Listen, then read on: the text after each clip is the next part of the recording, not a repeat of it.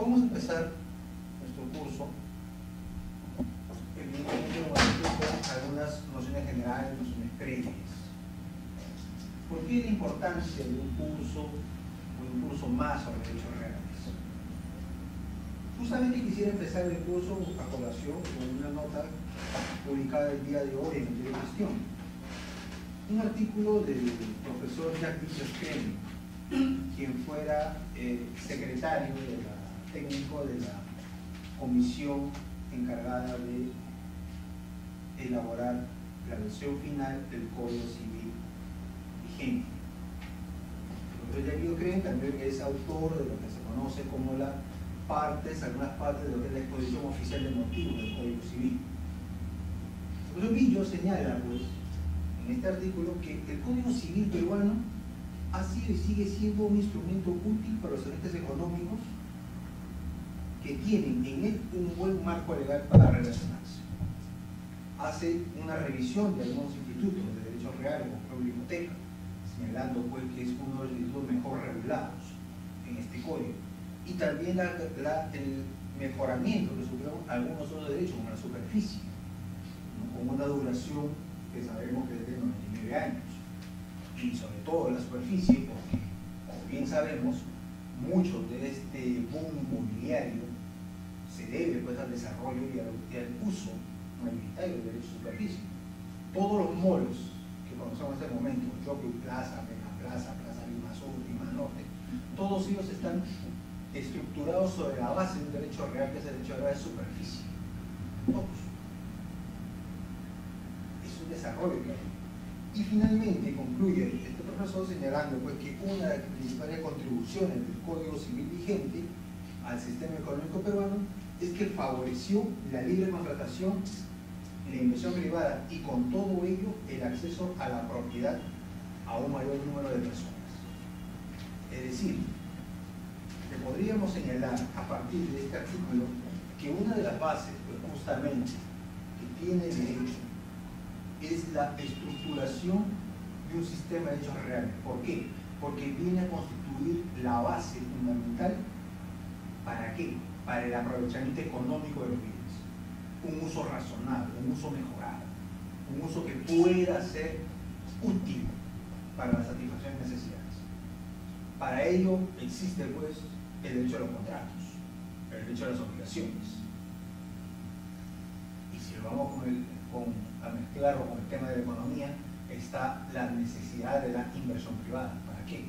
Creación de capital. ¿Y en qué redunda?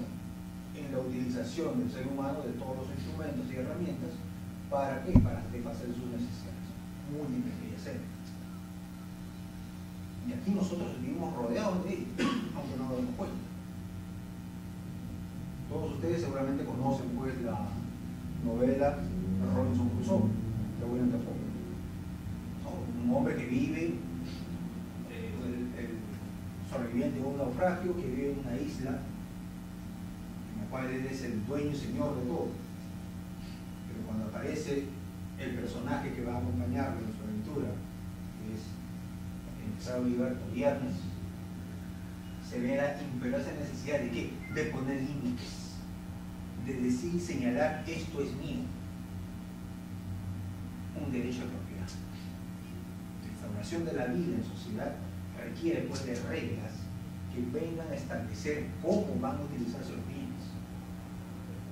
Tiene que existir un orden natural en ese ello. Si vamos y pensamos, cuando veamos en la parte final de este módulo, lo que es la defensa posesoria, veremos pues que ella no ha sido extraña el estudio de la humanidad. La autotutela, la defensa por mano propia, está regulada. Y no solamente aplica en el ámbito penal, sino también en el ámbito civil. Y como adelanto, podemos señalar que hace un par de semanas ha habido una modificación muy sensible a la defensa extrajudicial de la posesión, que vamos a estudiar con calma. Ha sido modificada. Se modificó el artículo 920 del Código Civil. Hubo una modificación. Se modificó. Ya vamos a ver el tema, pero el contrabando por ahí, pero se modificó este artículo. Ya tenía una modificación muy sencilla.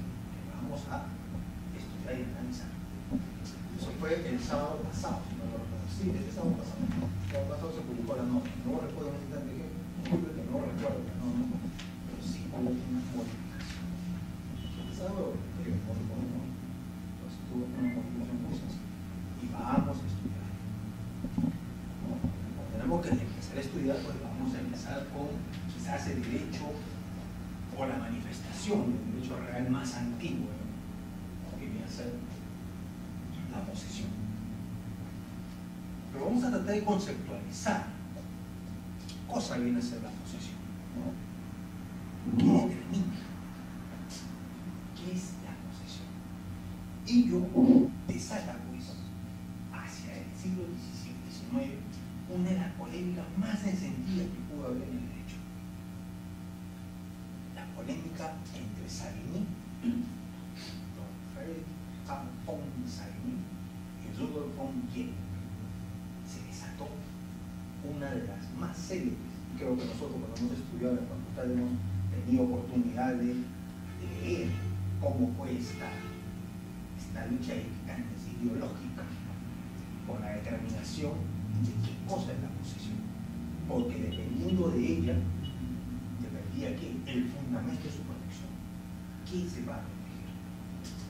Savigny señaló, pues, que la posesión es una relación puramente de hecho, una teoría objetiva, solamente de hecho, aunque posteriormente él reconoce que produce estas consecuencias jurídicas, por lo que tiene doble carácter. Es una relación de hecho y también es una relación de derecho. No puedes entenderla. Y esto lo vio mucho más claramente Jehn. Cuando Jehn enseña que la posesión es un hecho, ¿por qué? Porque es un interés jurídicamente protegido. Una posesión de hecho, la aprehensión material, o un interés jurídicamente protegido. Una voluntad que está destinada ¿a qué? A establecer justamente esta relación con esta cosa, este bien, que no puede quedarse solamente en un hecho que es la detentación, que es la asunción física del bien, sino que también tiene que haber ¿qué? Una voluntad. Y esto lo traduce en ese interés. ¿Por qué se señala el término interés? Porque interés tiene justamente el significado de utilización. Cuando yo tengo interés en algo, es porque yo he decidido realizar algo y desplegar una serie de esfuerzos hacia un objetivo. Nosotros hemos tenido el interés de obtener nuestro título de abogado. Evidentemente, pues hemos tenido que realizar una serie de acciones, desde trámites administrativos hasta selección de expedientes, selección de material bibliográfico, consultas, estudio. ¿Para qué? Para lograr eso. O sea, hemos desplegado una energía. No es solamente que tengo la voluntad, no, sino que es un interés. ¿Por qué? Porque es algo que me está llevando, algo que yo quiero efectivizar. Yo quiero ser efectivo. O sea, no solamente es el hecho de que yo quiero, no solo quiero y voy a lograr. Por ello es un interés, pero es jurídicamente protegido. La norma lo va a proteger. ¿Cuáles son, pues, los elementos constitutivos de la posesión? Primero, el elemento externo objetivo, que viene a ser el corpus. Y para Savigny, este es el estado o poder de hecho que va a permitirme disponer de la cosa en forma libre, sin límites y con exclusión de los demás. Una visión subjetiva. El corpus es esa situación en la cual yo puedo ejercer mi derecho sobre una cosa o hacer el uso de la cosa, excluyendo todo lo demás. Vayamos al caso que habíamos señalado de esta novela de Poe. Se da necesidad, para ese viernes, de, como se diría en términos coloquiales, marcar su territorio. Esto es mío. Esto no es tuyo. Si esto es mío, yo solo lo puedo usar. Yo te puedo permitir que lo uses. Esta determinación es mía. Es este poder de hecho, disponer de una cosa, excluyendo a todos. Solamente yo lo puedo. demás. Para Jevin, esta no solamente es una situación de un poder de hecho, sino que es una exteriorización de la propiedad. Es la forma en que se ejerce. Si yo tengo mi derecho de propiedad, ¿cómo puedo yo ejercerlo? Justamente a través de qué? Del uso de la voluntad, de la utilización de la cosa. Aquí es donde existe una sutil diferencia. ¿Cuál es? De que para Savigny solamente es este hecho de yo detentar. Es esta situación que yo puedo utilizar, que yo lo uso y no demás. Ese poder, esa facultad que yo tengo es suficiente. Pero no, dice exteriorización. ¿Cuándo exteriorizo algo? Cuando no lo tengo dentro de mí. Recordemos, si quisiéramos hacer un pequeño paralelo, obviamente una diferencia existe, con lo que viene a ser la declaración de voluntad de derecho jurídico. Si la voluntad está en mi mente y no se expresa, ¿tiene efecto jurídico? No tiene efecto jurídico. Salvo que el silencio importa en la voluntad, pero que haya sido pactado previamente. Pero por regla general, si algo está en mi mente, una persona mental, no la exteriorizo, no puedo hacerla poner. Por ello Jevin dice, no, es exteriorización. O sea, no vamos a hacer que es implícito, no. Tiene que ser aquí expreso. Tiene que exteriorizarse, tiene que manifestarse. Si no se manifiesta, yo como sé que hay una caída y esa situación de uso. Y lógicamente, viene parte de qué? De la propiedad. De la propiedad. Y eso lo vamos a ver un poco más adelante cuando veamos la regulación de nuestro código. ¿Cuál viene a ser el animus? Que es el segundo elemento. Un elemento psicológico subjetivo. Para Savigny es determinante, porque claro, si yo ya tengo este estado de poder de hecho que me permite utilizar la cosa sin límites, con exclusión, el hecho determinante está aquí, justamente en este estado. En ese estado está esta situación subjetiva que me va a permitir transformar la detentación en posesión. Porque el detentar es, en buena cuenta, simplemente tener. Pero poseer es más. Utilizar como exclusión. Yo puedo detentar una cosa y yo puedo poseer una cosa, que son términos distintos. Y ojo, nosotros lo usamos todos los días. Todos los días. Por ejemplo, sobre este pupitre, ¿yo ejerceré posesión o detentación? Detentación. Porque simplemente voy a darle un uso para lo que yo deseo, pero sobre mis libros y mi diario hago posesión porque es mío. Esto no es mío, pero lo puedo utilizar, lo detengo. Y es ahí donde esta detención me da en posesión, y esta posesión es la que se convierte en ¿qué? En el animus domini. ¿Se recuerdan? Cuando vean, cuando revisen justamente pues, la diferencia que hay en el derecho de propiedad, en los elementos justamente para que pueda haber reflexión adquisitiva, es el animus domini. Uno se comporte como propietario. Uno se compuso como propietario de una cosa para poder acceder a ser propietario. Para Jevin, diferentemente, él parte de que la posesión supone la existencia de la voluntad de tener la cosa. Y mira, para él, en su teoría objetiva, el animus está dentro del corpus. O sea, si esta exteriorización de la propiedad es la que se ejerce, pues es lógico, claro, ya está dicho, está sobreentendido. Dentro de la teoría objetiva de Jevin, la posesión supone la existencia de la voluntad de tener la cosa. Si no, entonces, ¿cómo exteriorizo mi derecho de propiedad?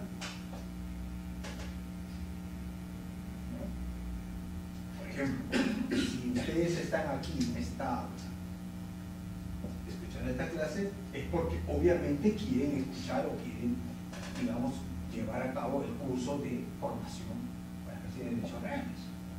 Es obvio que nosotros estamos aquí, o sea, ya está sobreentendido. La sola presencia de ustedes en esta clase, en las demás clases, supone pues, que realmente quieren llevar este curso. Si nosotros somos abogados, es porque en algún momento hemos tenido la voluntad de serlo y hemos querido ser abogados. Por eso somos, tenemos el título de abogados. O sea, la exteriorización va a suponer que la existencia del elemento subjetivo, que es el ánimo. Por eso la posesión supone la existencia de un determinada cosa. Si yo ya tengo la exteriorización de la propiedad y ello la ejerzo en el corpus, en el comportamiento como propietario, si yo me comporto como propietario o como poseedor utilizando la cosa, se supone que tengo la voluntad de hacerlo. Está subsumido en el corpus. Está innato en el.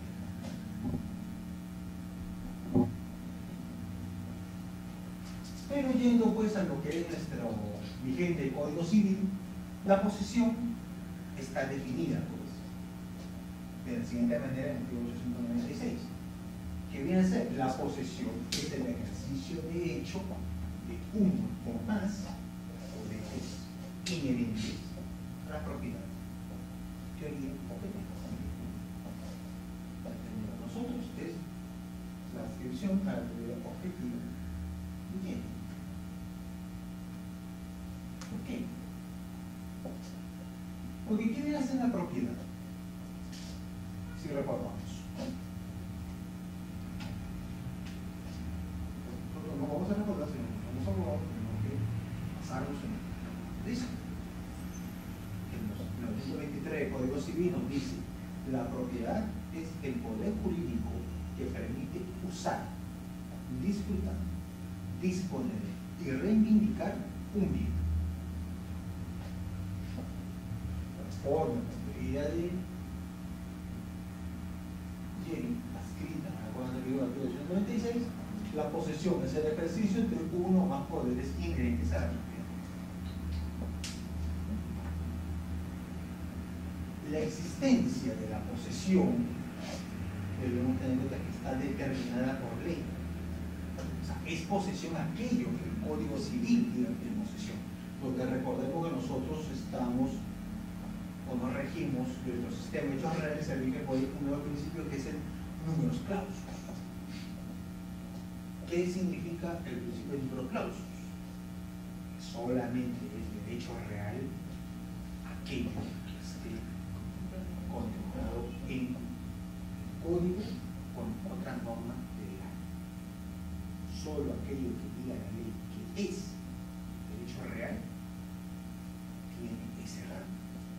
Dentro de aquellos derechos que están contenidos, obviamente no en el Código Civil, pero sí en normas de ley.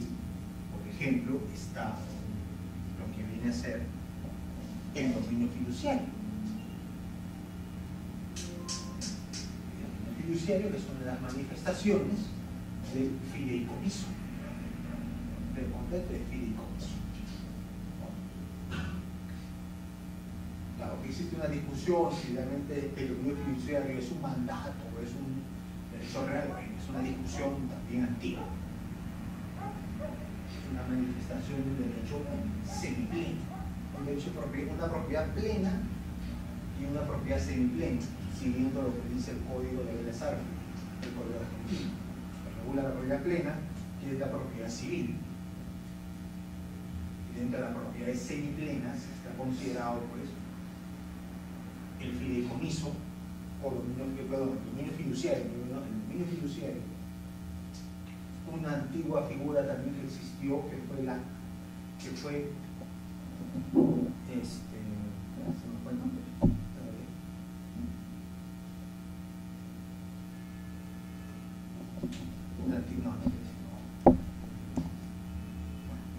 También está considerada la superficie.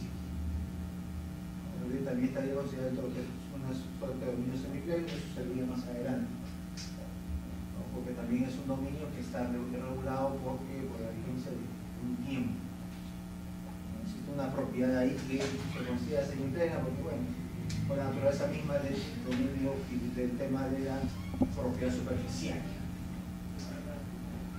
La enfiteusis era el derecho no se olvida. La enfiteusis que también no hay manifestación de dominio semipleno. Eso estuvo regulado el código de 1852. Pero bueno, en este caso nosotros nos basamos en el sistema de números clausos, o sea, solamente es derecho real aquello que la ley así lo disponga. Y obviamente, solamente existirá posesión cuando la ley así lo determine. Y no habrá más. Ustedes leen, digamos, algunos textos extranjeros, siempre tener cuidado con la legislación, con la doctrina española. Porque la doctrina española, el sistema del código español se basa en un sistema de números apertos. Los españoles tienen un sistema de números apertos. O sea, ellos pueden crear así, por contratos pueden regular más libremente los derechos reales. Nosotros no. Nosotros tenemos que basarnos en lo que la norma nos haya establecido. Y dentro pues, de estos atributos que existen, pues, que viene a ser la propiedad, vamos a leer esta casación 282-96 ICA, que dice: la posesión es el ejercicio de hecho de uno o más poderes inherentes de la propiedad. Estos son el uso, el disfrute y la disposición. Por tanto, quien ejerce de hecho uno o cualquiera de los atributos en estricto posee. Ahora bien, la pregunta es: ¿esta resolución es conforme con la naturaleza de los efectos jurídicos de la posesión, conforme a la norma que hemos leído?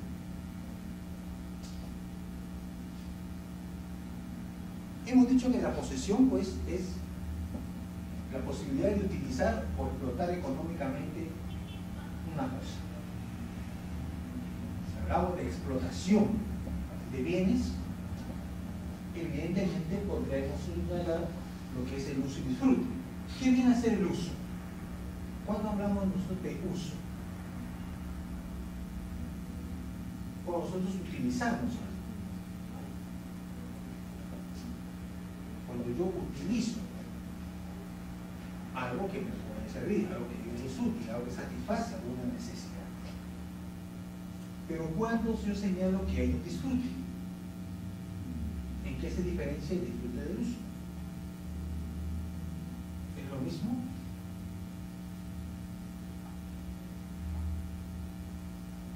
No, porque el disfrute lo que me permite es percibir una ganancia. El disfrute me permite percibir ganancias. Recuerden pues siempre que los frutos dentro de la teoría de derechos reales que son los frutos civiles industriales. O por ejemplo, no sé, una chacra. Yo puedo utilizar esa chacra para sembrar. Esa siembra me dará al final de la temporada una cosecha. Esa cosecha me dará frutos, en este caso naturales. Y esos frutos naturales que me permitirán obtener una ganancia. Aquí estoy usando que el disfrute, en el sentido obviamente económico, de obtener un provecho. O sea, no me he limitado al uso, a utilizar la cosa. No es de que yo utilizo, por ejemplo, este ambiente para mi morada, mi vivienda, o para mi estudio, o para alguna otra actividad que yo quiero realizar. O sea, a ello le agrego una ganancia adicional. Estaría dentro de lo que disfruto. Pero también se puede dar disposición. Siendo posesionario, puedo disponer. Obviamente no me dice reivindicar, porque solamente lo puede hacer el propietario. Pero yo puedo disponer. ¿Qué es disposición? ¿Qué viene a ser el acto de disposición? Yo puedo vender unas cosas sin ser propietario. ¿Puedo transmitir? ¿Qué transmito?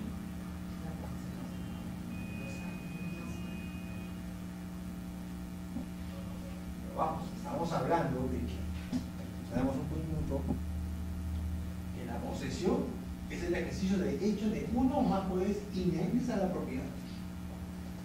Como digo, porque son los atributos inherentes a la propiedad. Bueno, disponer, usar, disfrutar, reivindicar. 920 del Código Civil. ¿El posesionero puede utilizar esas cuatro facultades?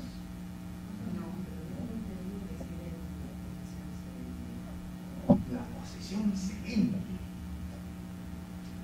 Claro, se transmite, ¿no? ¿Se puede vender una posesión? Se puede transmitir la posesión. Se puede transmitir la posesión, es cierto.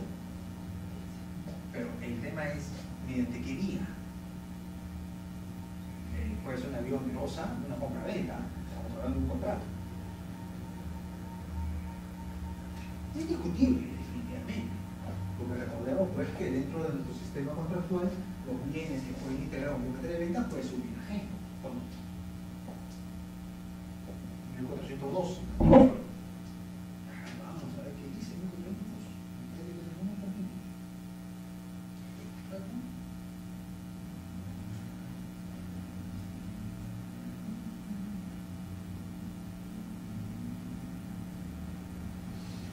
Materia de obligación 1809. La prestación material de obligación creada por el contrato puede versar sobre bienes ajenos.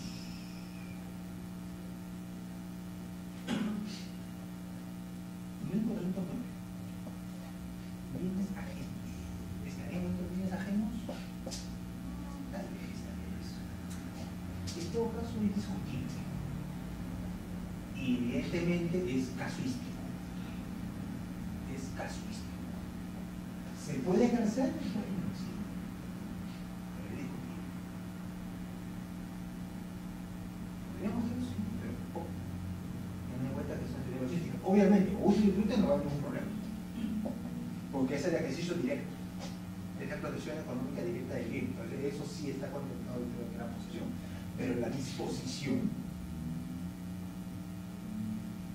eso sí, yo creo que llegado el caso, analicemos bien. Analice bien y obviamente veamos que el tema dependerá de los elementos o de cómo se ha presentado la situación. No existe en todo caso una regla, pero tenemos, y recordemos que el documento te dice que puede ser materia de obligación o bienes ajenos. Es más, hay un texto del profesor Mario Castillo Freire sobre justamente los contratos sobre bienes ajenos, la venta de bien ajeno. El texto que escrito sobre ellos. Y en el tema de varios libros sobre compra-venta, tiene pues algunos capítulos, algunos párrafos sobre justamente la venta de bienes ajenos. Que es un acto lícito, pero está sujeto a una evaluación. Siempre teniendo en cuenta ese pequeño detalle. Entonces vamos a ver qué diferencia pues la posesión de la propiedad. Como le digo rápidamente, ¿qué es la propiedad? Cuando vean ustedes el ítem, obviamente van a dar algo con más detenimiento y esto puede ser introductorio o una mayor profundización. ¿Qué atributos son los que concede la posesión por regla general? Pacíficamente podemos señalar, y obviamente lo digo pacíficamente, el uso y el disfrute, porque están a tono con la naturaleza propia de la posesión, que es el hecho de poseer, de utilizar la cosa, y que jurídicamente, si hablamos ya obviamente en términos técnicos, tiene que ser el uso y el utilizar la cosa, o el percibir, el no utilizarlo también percibir una ganancia. La propiedad comienza, pero pues también nos da la posibilidad de que no solo de usar y disfrutar, sino de también disponer y reivindicar, es decir, de que yo puedo disponer en el sentido amplio de la palabra, puedo transferirlo,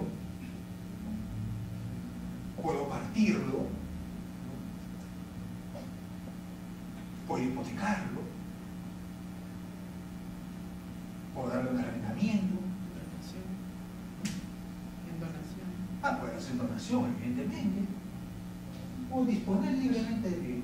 Y puedo reivindicarlo en el sentido de que por el hecho de ser propietario tengo una acción que no va a prescribir nunca, porque recuerden ustedes que la acción es imprescriptible, por el cual yo podré recuperar siempre el bien en mi propiedad, siempre poder recuperar. ¿Qué otra diferencia hay? ¿Puede o no puede tener título? En ambos, común. ¿Puede o no puede tener título? Bueno, en este caso debe tener título. En la posesión, acá sería un error, entonces debe tener título, o un error aquí. Debe tener título. Acá puede o no puede tener título. ¿Por qué? Porque la posesión es un hecho físico. ¿Qué dice el 896? 896 estaba diciendo es el ejercicio de hecho. Es un ejercicio de hecho, o sea, es algo verificable a los individuos. Una verificación in situ, por así decirse. Por ello, puede o no puede tener título. Ustedes pueden ver con este libro de proyectos, pero hay denunciamientos. Uno nunca sabe. Puede que sean prestados, puede que pertenezcan a una institución, solo que siempre, como se dice, la posesión tiene una presunción de que de propiedad, pero ojo, presunción. Una presunción, incluso, si no mal no recuerdo, si es una norma del Código Civil o una norma sobre protección al consumidor, se señala pues que la compra de un bien en un establecimiento comercial abierto al público se supone que es adquirido válidamente. O sea, si yo voy a una tienda de departamentos y adquiero este celular, obviamente yo puedo presumir que lo estoy adquiriendo válidamente de quien está vendiendo. De la tienda, es parte del stock de la tienda o del establecimiento del cual yo compro. Distinto de que yo me vaya pues, a las 11 de la noche, pase por la avenida por su arte, cerca, pasando por el Taco de Guadalupe, y donde veo pues que ahí hay cantidad pues, de personas que venden celulares. Creo que la procedencia es dudosa de por sí. Entonces, ahí no se aplica esa presunción. Esta presunción se aplica si yo adquiero un establecimiento comercial. Hay una presunción. Me parece, no recuerdo si es el Código Civil o es una norma de esa, pero no recuerdo bien. Pero bueno, aquí no necesito de título. En cambio, para ser propietario sí tengo que tener un título. Yo tengo que tener un título de propiedad. Si yo quiero recibir mi derecho, por ejemplo, en un proceso de desalojo, ¿cuáles son los requisitos que tiene que tener el demandante, que debe aportar el demandante? Tiene que evitar la propiedad.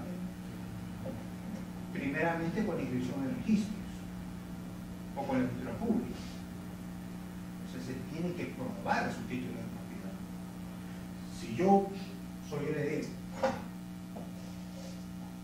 y quiero justamente, haciendo uso de mi derecho de acción de petición de herencia, que se me entregue un bien, ¿qué tengo que acreditar? Mi condición de heredero. ¿Por qué? Porque incita mi condición de heredero, a mi título de heredero, está adscrita a ¿qué? Mi título de propiedad. Lo que recuerden que según el 660 del Código Civil, con la muerte, bienes, derechos, obligaciones, se transmiten del causante a sus herederos, a sus sucesores, en este caso a los herederos. Se transmite, se hace transmisión. O sea, el hecho de yo ser heredero me tiene adscrito ¿qué? El título de propiedad. Pero es un título reconocido. Tengo que tener título. Si yo reivindicar, evidentemente tengo que decir que puedo tener, pero soy yo.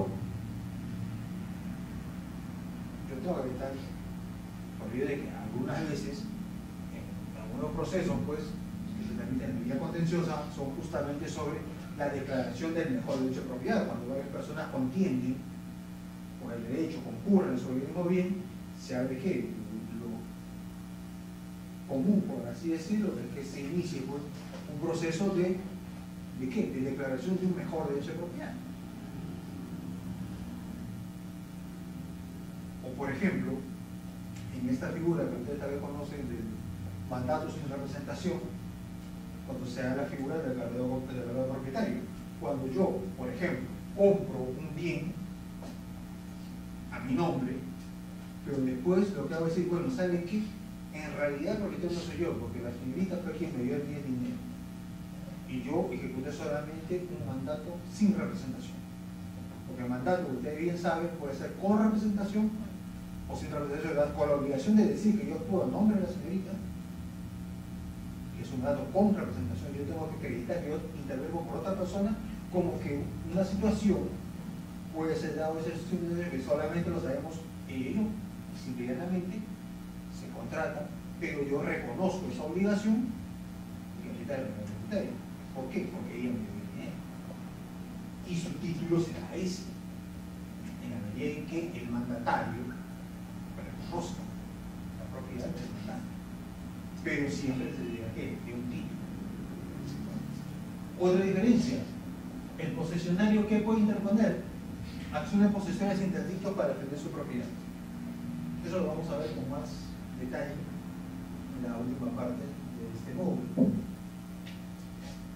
Todas las acciones posesorias, todo aquello que me permita recuperar la posesión del bien, pero el propietario puede interponer estas acciones, pero también la acción reivindicatoria, que es la principal. Todas estas pueden prescribir, esta no. Un interdicto, ¿cuál es el plazo para interponer un interdicto? Un año. El plazo para interponer un interdicto, para retener, recobrar, eso lo vamos a ver con más detalle cuando veamos la defensa posesoria. Esta es la posesión. La posesión, ¿qué es? Un derecho provisional. ¿Por qué es un derecho provisional? Porque desde su propio concepto, y como el código lo ha señalado, que es el ejercicio de hecho de una o más atributos de la propiedad, ya nos señala que la condición de esta posesión es que es llegar a ser propietario, es que se consolide o se convierte en un derecho de propiedad. Por ello es de que existe la prescripción. ¿Por qué existe la prescripción? Porque lo que justamente el derecho quiere es que los derechos, para la redundancia, tengan una finalidad determinada, es decir, que tengan un contenido propio, tengan un titular asignado. La posesión es cierto, me concede muchos derechos, pero no es pleno, porque puedo o no puedo tener título, solamente me concede algunos atributos. Pero eso no es un hecho, eso no es suficiente para que el sistema jurídico pueda brindarme maximizar mi aprovechamiento económico de contener los bienes. ¿Ellos cuándo lo puedo tener? Cuando sea propietario, donde además el disfrute pueda disponer y pueda reivindicar, donde no te necesite no, sino que tengo que tener un título, donde no solamente puedo interponer estas acciones, no también acciones reivindicatorias. Entonces el derecho lo que quiere justamente es de que esta propiedad pueda consolidarse, que esta posesión se consolide. ¿En qué? Por ello es un camino, por ello cuando se vea pues lo que viene a ser la prescripción adquisitiva, requiere pues ¿de qué? De la posesión. La posesión pública, pacífica y continua, con animus domini, o sea, con posesión o con propietario, ya sea de bienes muebles o de inmuebles, y con las diferencias que puede haber, justo título y buena fe, o sin justo título y sin buena fe, los plazos de previsión corta y previsión larga. Pero al final, la posesión se transforma en propiedad, en un derecho definitivo, porque este derecho sí me va a permitir utilizar al máximo el rendimiento de los bienes. Por ello que la posesión, la prescripción tiene ese sentido, tiene ese fundamento. ¿El fundamento cuál es? El fundamento es que justamente la aprobación, el aprovechamiento máximo de los bienes sea factible, se aprovecha al máximo. Y eso es cuando yo puedo explotar todos sus derechos. Algo similar, por ejemplo, sucede con la copropiedad. ¿El código quiere que haya copropiedad? No, el código no le gusta la copropiedad. Porque la copropiedad es complicada. Porque si yo quiero disponer del bien, tengo que tener una unanimidad de todos. Porque yo la posesión, siendo copropietario, no puedo utilizar el bien todo el bien. Porque mi derecho en sí no recae sobre una parte determinada, le recae sobre todo. Es un derecho ideal que tengo sobre todos los bienes. Por eso es de que el código también señala de que cualquier posesión, cualquiera de los copropietarios puede pedir la posesión. Ya sea que vendamos, ya sea que me lo asignen, pero eliminamos, no sé, pero que se destruya esa situación. Eso es lo que quiere el código. Por ello también, ¿cuál es el plazo establecido para el pacto de división? Es decir, si nosotros somos copropietarios, ¿por cuánto tiempo puedo mantener esa situación? ¿Qué plazo nos ha dado el código? 4 años, máximo. Ese es el plazo máximo de pacto de indivisión. El acuerdo entre los copropietarios para no dividir el bien. Ese es el plazo máximo, 4 años. Lo prórroga sí, lo prórroga no. Entonces el código hay ciertas cosas que no le gustan al derecho. Entonces una de ellas es de qué, para que todos los bienes puedan ser bien utilizados, queden en un solo titular y queden evidentemente perfectamente definidos. Por eso el derecho de propiedad es definitivo. ¿Y cuándo se extingue la propiedad? Un poco adelantando el tema. Cuando yo lo transfiero. Cuando yo transfiero un bien, cuando yo lo vendo, lo dono, título gratuito, título oneroso, porque yo he transferido la propiedad de un bien, cancelo el derecho de propiedad. Se extingue. Una forma de extinción. Por eso es definitivo en el sentido de que es un derecho concluyente y que no hay más derecho que él. Es como llegar a un escalafón. El punto más alto es la propiedad. El tener la propiedad me da todos los atributos. Y solamente los pierdo cuando me despoje de ellos. Como es el caso de los actos de posesión. Es una de las diferencias que puede haber entre la posesión con la propiedad. Pero también hay situaciones que no necesariamente constituyen situaciones de posesión. Por ejemplo, el servicio de la posesión de otro, el servidor de la posesión, que está regulado en el artículo 897. ¿Y qué nos dice el 897? No es poseedor quien, encontrándose en relación de dependencia con respecto a otro, conserva la posesión de éste y en cumplimiento de órdenes e instrucciones suyas.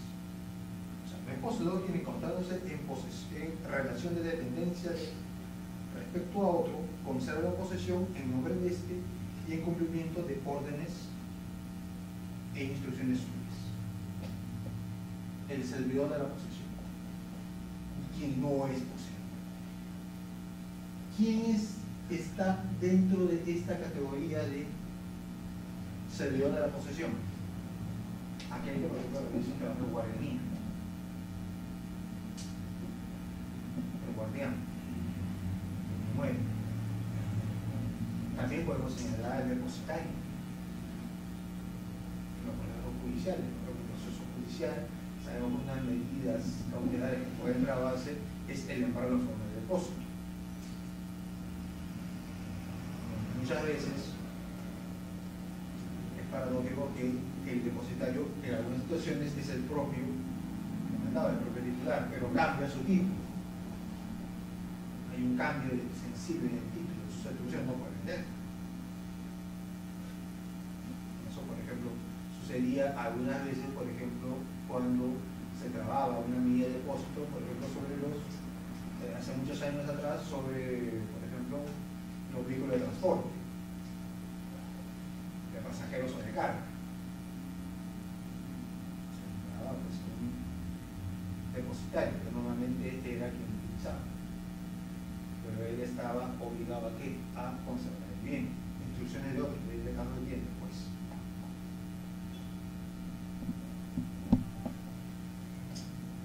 Un arrendatario, ¿seremos el deudor de posesión? ¿Qué opinas? ¿Un arrendatario es un servidor de posesión?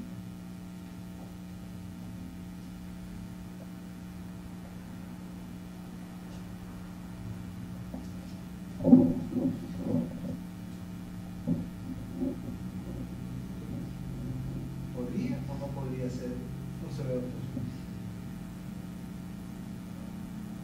No. No es un servidor de posesión. Porque el arrendatario tiene un derecho a utilizar la cosa. El hecho de que este arrendatario tenga determinadas limitaciones para el uso de las cosas que pueden estar establecidas en el propio contrato no significa que lo hagan instrucciones del propietario, no necesariamente. Recuerden que el arrendatario, ¿qué tipo de mejoras puede llevar a cabo? Mejoras necesarias. Por ejemplo, digamos, por el caso, si damos un local para nuestra oficina y no sabemos que nuestro vecino de la parte superior imprudentemente tiene una cama de agua a la cual no ha dado ningún mantenimiento, se dio de viaje y está explotado, evidentemente nos causará una inundación y más que conseguido una filtración, y más aún si las paredes son de drywall, no tiene que recibir mucho. El ladrillo donde están asistentes de la humedad y tendríamos que hacer reparaciones urgentes, si no tenemos que pedirle permiso al arrendador. Nosotros tendríamos que hacer, ¿por qué? Porque estas cosas están ahí y tendríamos que hacer las reparaciones que sean necesarias. O reparaciones, en todo caso, pero son reparaciones. Una reparación urgente que tenemos que hacer. Claro, a diferencia del guardián, que el guardián tendrá que comunicar al propietario, lo malo, oiga, señor propietario, la casa está filtrando el agua, ¿qué pasa? ¿Qué hago? ¿Qué se va a hacer? Se diga, si yo no tengo. Yo cumplo con mi deber como guardián de comunicar. O sea, no tengo yo derecho, pero como arrendatario siempre puedo hacer una diferencia. O sea, el concesionario, el arrendatario tiene otro tipo de derechos que vamos a ver seguidamente. También es incluso las cosas. A veces utilizamos las cosas simplemente porque no son útiles en un momento. Ejemplos tenemos, como le digo, nos rodea el derecho por todos lados. A través de la demasiado.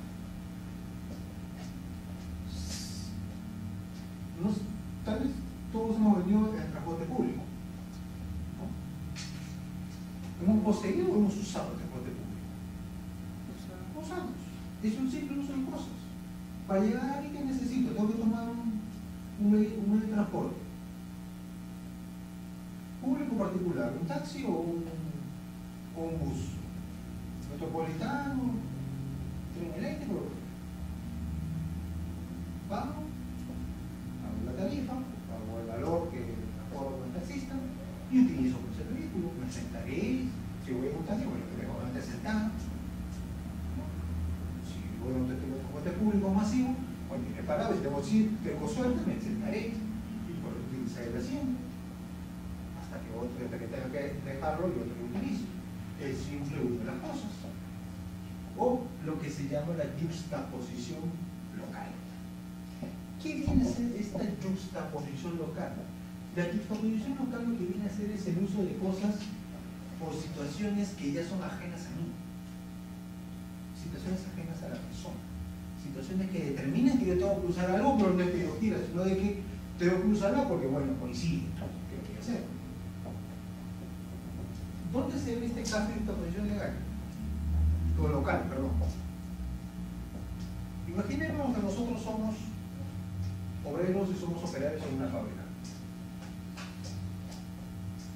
Tenemos que llegar y tenemos que hacer distintos tipos de herramientas. Si yo soy un mecánico y voy a trabajar a una casa, a una factoría, a un taller mecánico, bueno, pues utilizaré pues las herramientas que están ahí. Las utilizo ¿por qué? Porque por mi labor tengo que utilizarlas. Utilizaré la gante hidráulica, tenazas, desarmadores, martillos, bombas, herramientas que sean. Porque los tengo que usar. Si por ejemplo estuviéramos en una situación de un presidio, y no con la casa dorada, que es esta colonia, que puedo tener pues, aire, médico y demás, las americanas, ¿no? Tengo que utilizar, ¿qué cosa? Bueno, utilizaré la bandeja para la comida que me den. No lo decido yo, sino que necesito. ¿Qué puedo hacer? Ya, tiene usted entretenimiento, muy bien. Salgo al patio y bueno, voy a ir a el área, bueno, utilizaré el deporte que yo considere. Pero no es porque yo lo haya elegido, sino que bueno, está ahí. Mi situación temporal en un lugar me va a tener que hacer la necesidad de utilizar las cosas que necesite. Si ustedes, por ejemplo, y vamos a un auto más grato, si nosotros, por ejemplo, trabajásemos en una firma de abogados y tenemos que hacer un caso, y esta firma de abogados, el estudio o nuestro estudio que nosotros trabajamos, tiene pues una completa biblioteca de derechos reales, con una computadora con acceso a internet a todas las resoluciones nacionales y extranjeras. Bueno, lo utilizaremos, ¿no? Porque si necesitamos ver un tema de derechos reales, pues utilizaremos todos los libros que tenemos a disposición, entraremos a hacer la búsqueda por internet, bajar la información, pero es porque lo necesitamos y estamos en el lugar. No es que yo lo busque contacto, yo no provoco. Entonces será por qué. Por dónde me encuentro. En un estudio de abogado, en un centro de trabajo, necesito pues, esa información, si me biblioteca, sacaré los libros, utilizaré. Y lo hago porque me gusta. No es una situación que yo provoco, sino que se da porque por mi ubicación espacial. Mi ubicación espacial es lo que determina este tipo de uso, este tipo de situación de relación de hecho con las cosas, que no se considera posesión. Porque ningún preso va a decir que es posesional del billete. En estos billetes electrónicos uno puede decir que es posesional del billete. Porque tiene que usarlo porque es una orden judicial que dice que tiene que usar un billete electrónico y eso va a determinar su ubicación. En esos casos que se ha visto, no es que busque esa posesión. Por su situación determina que se utiliza. ¿Cuáles son las funciones? Y este tema sí va a ser, creo yo, más interesante que cumple la posesión. Las funciones, ¿para qué sirve? ¿Para qué se utiliza? Primera función, es el primer mecanismo de publicidad de los derechos reales. Claro. Todos nosotros sabemos pues, que los derechos necesitan ser conocidos, necesitan ser exteriorizados para poder ser ejercidos y hacerlos evidentemente oponibles.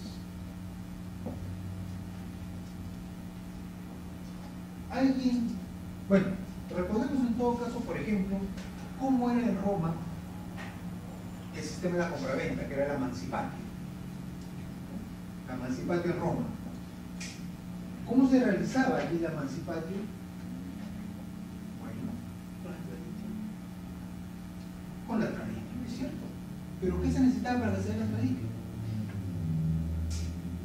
La mancipatio era toda una forma, una ceremonia formal, en la cual, por ejemplo, si el señor y yo íbamos a contratar, íbamos a comprar el fondo que tenía el señor Ávila, entonces nosotros convocábamos a todos los demás patricios, a toda la clase propietaria, que nosotros éramos todos nosotros. Entonces, delante de todos ustedes, señoritos, señalábamos como reventa. El duotex, darás, daré, pagarás, pagaré. Todos ustedes veían y sabían que el propietario, por ejemplo, se compraba. Y bastaba este hecho para saber que yo era un propietario y no necesitaba más. Suficiente publicidad. Que todos los propietarios estén presentes y sepan que se abrió una tarjeta de propiedad. Y no se necesitaba más. Eso fue mi sistema normal. El sistema que me completa. Porque la ciudad crece y los propietarios se multiplican. Hacer eso en este tiempo, en cualquier localidad de este país o cualquier lugar del planeta, es simplemente imposible. Si se vive en un mundo medianamente civilizado o masivo, es imposible. No puede existir la propiedad, no puede publicitarse o hacerse oponible. Entonces, de ahí es donde viene la importancia de la posesión. Porque después que se me vendía su bien, de su finca de patria, pues yo me iba y me afincaba allí. Por eso viene el tema de afincarse, me afinco, me instalo. Y públicamente hace todo, yo soy el nuevo usuario y soy el nuevo propietario de la casa. Ese es mi primer sistema de publicidad de derechos. Porque yo permito que todos los demás conozcan que yo soy el propietario y que yo hago uso y ejercicio de mi propiedad. Y hasta, por ejemplo, como anécdota, ustedes siempre escuchan que a veces los inmuebles a veces pesan las hipotecas, ¿no? Han escuchado siempre esa frase, ¿no? Sobre este inmueble pesa una hipoteca. Y lo utilizamos muy cotidianamente. ¿Saben por qué se dice que pesa una hipoteca? También viene de Roma. Porque la hipoteca se inscribía en un ladrillo. Se ponía el nombre del acreedor, el monto de la deuda, cuándo tenía que pagarse. Ese ladrillo se colocaba en el techo de la casa, en el dintel superior de la puerta principal, allí colocaban el ladrillo. Y ese ladrillo. Por eso pesa, porque estaba sobre el techo de la casa, como una carga. Por eso tiene el ladrillo de carga, está arriba de mí. De ahí viene la expresión. ¿Por qué? Porque eran manifestaciones. ¿Manifestaciones de qué? De posesión. Hechos visibles. Claro, nosotros ya lo utilizamos, ¿no? Utilizamos, claro, sobre ese inmueble pesa una hipoteca, pesa un embargo. ¿Por qué pesa? Ahí es una pregunta, ¿no? ¿Pesa? ¿Por qué pesa? Porque te lo ponían encima. Y eso era visible. La posesión. Primer mecanismo de publicidad de hecho. Así es como se puede evidenciar. Y es justamente el sistema de publicidad lo que también, reiteramos, sirve para qué? Para el hecho real. Por eso la posesión, ¿cómo tiene que ser para una prescripción? Pública. Es decir, conocida, que todos lo sepan. Obviamente, la posesión clandestina no tiene que ocurrir. Solo la que es pública. El primer sistema de derechos reales es el primer mecanismo, antes que el registro. El registro viene después. Primero que fue la posesión. La legitimidad posesoria. Que ahora nos entendemos. ¿Cuál es la función? Que es inherente a la relación del ser humano con el mundo que lo rodea. Por eso, como les digo, o sea, en todo momento, si nosotros pensamos jurídicamente, ¿cuántos actos de posesión llevamos a cabo todos los días? ¿Cuántos actos de tentación? ¿Cuántos simples actos de uso? Hasta justaposición legal, local, ¿verdad? Hasta justaposición local. Y esto incluso como se ve de la posesión. Sin darnos cuenta, pasamos por todas esas pequeñas etapas, todos esos pequeños roles.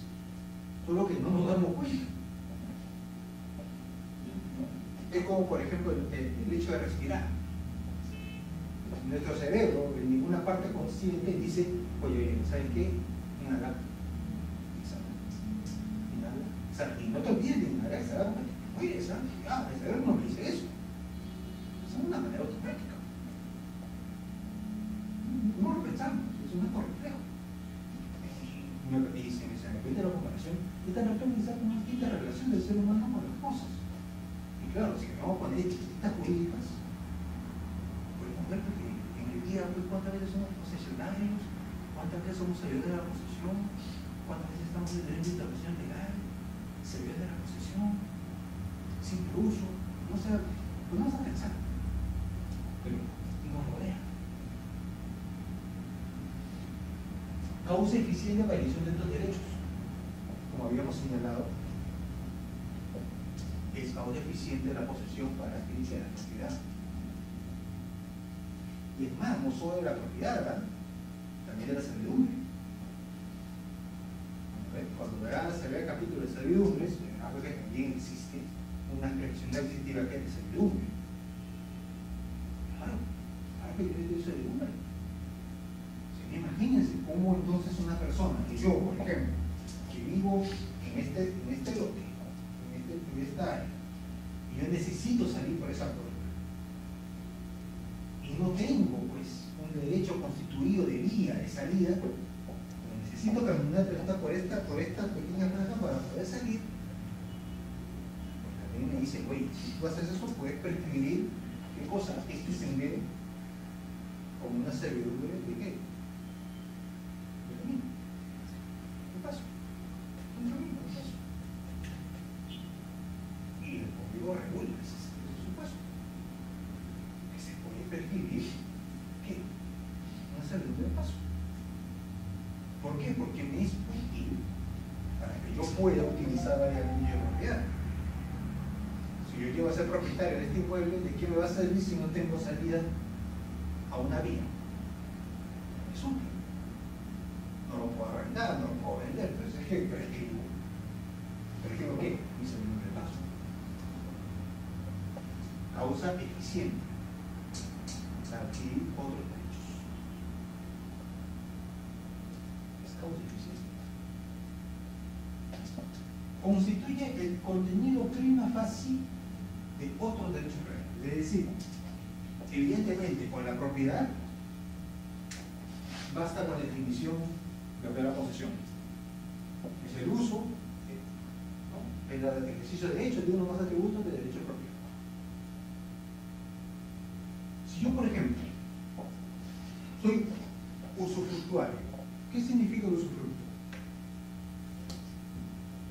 ¿Qué es el usufructo?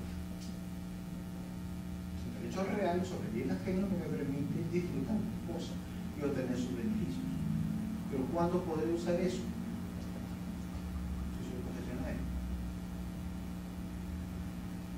En la servidumbre. Si, por ejemplo, en este caso, como había señalado, necesito transitar por este predio que no es de mi propiedad, para yo poder acceder al niño. ¿Qué tendría que tener? La posesión. Usar.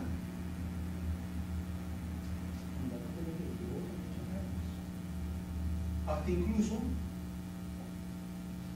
que puede ser generado por este tipo de contratos. Un arrendamiento. Un arrendamiento que me supone la posibilidad de utilizar una cosa a cambio de pagar una renta por un tiempo determinado. En el caso de un comodato, ¿se acuerdan del comodato?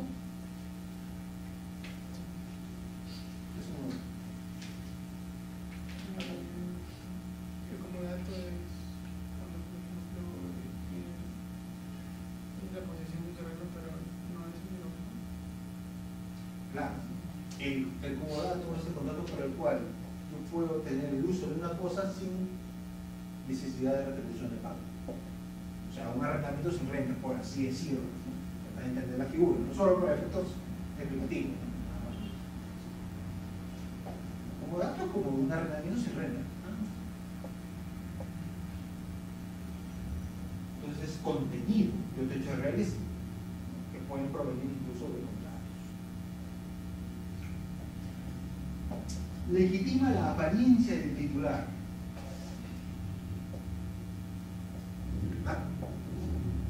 Cuando uno ve posesión, inmediatamente considera que es propiedad. Es una percepción. Yo, por ejemplo, como presumiendo, todos ustedes son pues, propietarios de qué? De los aparatos celulares que utilizan. ¿Por qué? Porque lo veo que están usando. Legitima una apariencia. Legitima la apariencia de que ustedes son los propietarios de los bienes que están utilizando. Lo legitima. O puede que sea también titular, pero no derecho a propiedad. Por ejemplo, un funcionario o un servidor público en general que utiliza los bienes del Estado, se presume que lo hace en uso de sus atribuciones. Cuando a veces estamos por la vía pública y llega, pues, escuchamos pues una circulina en la cual pues un auto de seguridad custodia otro vehículo. Nosotros, ¿qué pensamos inmediatamente? Debe ir a un ministro, a un congresista, a un alto funcionario. Bueno, lo cual también con mucho dinero, no sabemos, ¿no? Pero si fuera un funcionario, pues bueno, se supone que él utiliza ese bien porque ha sido asignado. Está la apariencia. Entonces se supone que ahí está el funcionario.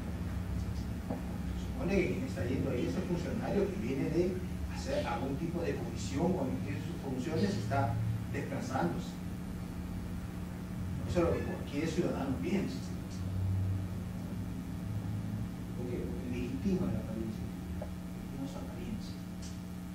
Un derecho aparente, que como todo derecho aparente, obviamente puede ser destruido. Puede destruirse, porque es simplemente una apariencia. Es una presunción, una ficción, por así decirlo, pero la legitima. Y finalmente, una importante efecto, consecuencia de la posesión es justamente cumplir esta función social de qué? De posibilitar el disfrute de bienes. Entonces la posesión es el derecho más importante. Porque todo lo que estamos utilizando es para un tipo de disfrute, en distintos niveles, de distintas maneras, pero eso es disfrute. Cuando estamos utilizando de todos los bienes, de los cuales hacemos uso propios, de terceros, asignados, o que necesitamos por el lugar donde nos encontramos. ¿Pero es para qué? Porque es un disfrute. Nos posibilita. O sea, un uso eficiente. Esa es la posesión, es lo que permite la función social. Función social, ¿por qué? Porque justamente procura pues, que el poseedor sea propietario, que los bienes sean utilizados, sean aprovechados del modo que nos brindan el máximo beneficio. Para ellos se establece pues, el sistema de derechos reales. Ese es su ratio final. Justamente posibilitar este disfrute de los bienes.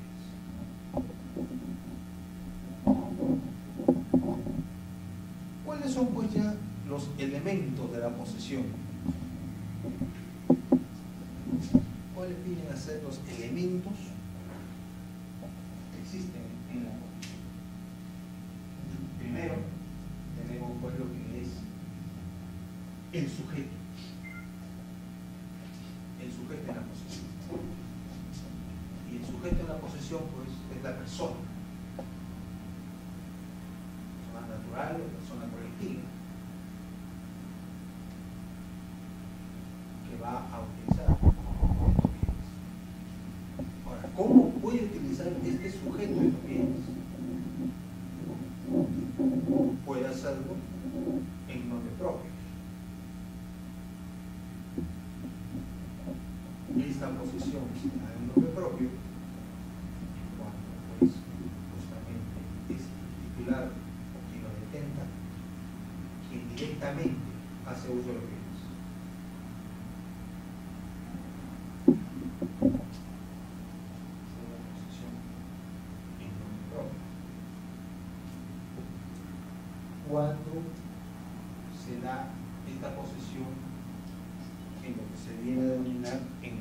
ajeno, cuando viene a ser en nombre ajeno, cuando estamos pues en la situación del servidor de la posesión, cuando se van a cumplir instrucciones de otro.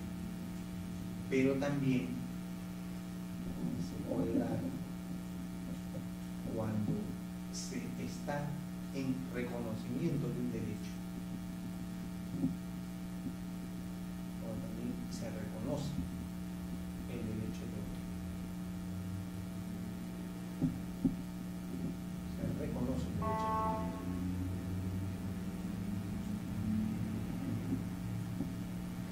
El caso también que tenemos es el caso pues, que está previsto en la Resolución 99, que es el de la coposesión o coposesionarios.